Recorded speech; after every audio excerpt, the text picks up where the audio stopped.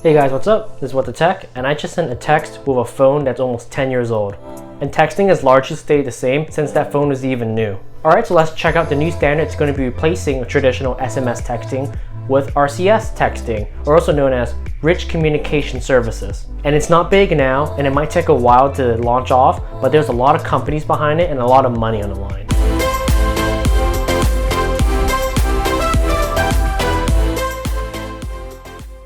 Alright, so SMS texting has mostly been the same for the last 20 or so years. The first protocol was introduced when Bill Clinton was just elected president, and T9 texting, for anyone that remembers that still, was something that was invented in 1995. But fast forward towards today, almost everything has changed. Smartphones are now dominant, and we don't need T9 texting or physical keyboards anymore, no matter how hard BlackBerry tries. So even though texting is a tried and true formula and it's pretty much universal, there are some serious drawbacks that begin to show its age. And with those drawbacks, there have been companies that are happy to give services in order to fill up that gap. I mean, just to name a few, there's Facebook's Messenger, WeChat, Telegram, and WhatsApp. All of them fill a void that texting should be able to do, but it just can't. Like sending and receiving read receipts, full HD media, group texting, and of course, sticker support. So many stickers. Okay, so now, on face value, one of those features alone doesn't make texting that old. But when you take all of them combined, it does make the service feel a little bit antiquated. Alright, so for the better part of the last half decade, Google's been rounding up support and partnerships from OEMs, carriers, and Microsoft in order to implement the new RCS standard into their phones and devices. Now what RCS can do is pretty much everything that those messaging apps can do. And the reason why Google's doing this is because traditional texting as it is on Android really does suck. And the reason why Google is doing this is because the texting situation on Android really does suck, and it doesn't have to. If you use your regular messages app, you don't get sent and read receipts, full HD media, or seeing someone reply live, like WeChat or iMessage. Also, something to keep in mind is that all of this is going to be coming out of your data plan instead of your texting plan moving forward. Now all of this would be in a brand new app called Chat. It's a friendlier name and it'll supersede and coincide with traditional SMS texting. You'll be able to send RCS text to others who support it, but if you send a text message to someone that has a carrier or phone that doesn't support it, it'll downgrade to regular text. So you'll still be able to text people normally.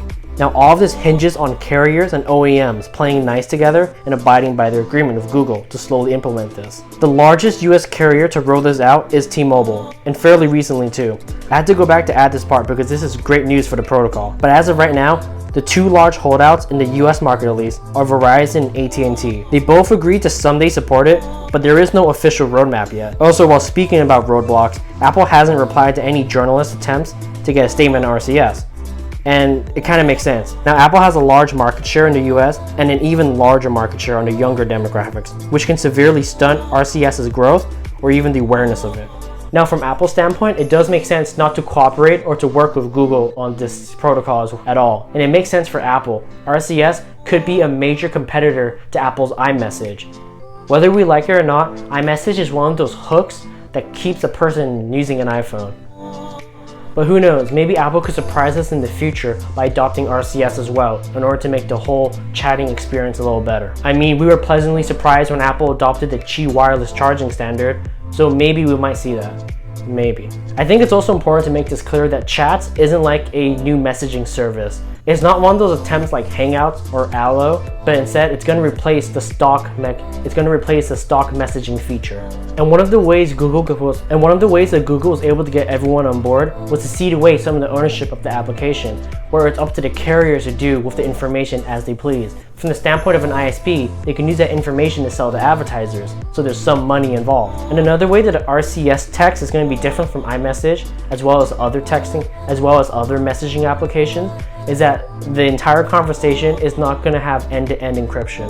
So if you for any reason need to have your messages encrypted, do not rely on this. Your service provider will be obligated under law to turn over whatever information they have on you. Personally, I have high hopes for RCS texting, and I hope that the protocol really does kick off. It's funny because I've seen the mental gymnastics people have to go through with their Android phones and trying to figure out what app do I have to use in order to message my friend. And honestly, I just prefer stock apps more. I don't want to have to get another application to get something that my phone could or should be able to do. Alright, thanks for watching What the Tech. If you like what you saw, don't forget to give a thumbs up. And if you want to see more stuff like this, don't forget to sub down below. Before we go, please leave your thoughts down below because I want to see, would you guys give up the other messaging apps if everyone got on board of RCS?